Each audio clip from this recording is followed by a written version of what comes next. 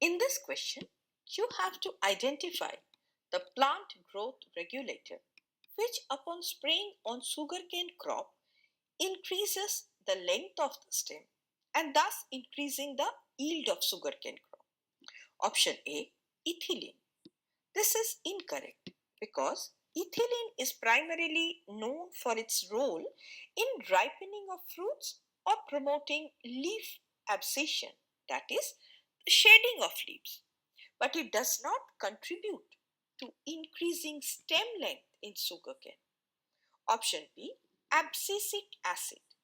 It is also incorrect because abscisic acid is mainly involved in stress responses, seed dormancy, and closing of stomata. It is considered a growth inhibitor rather, and it does not promote stem elongation. Option C, cytokinin.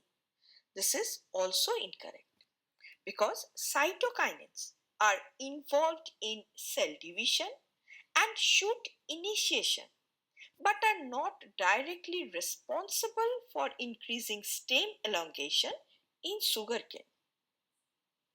Option D, gibberellin.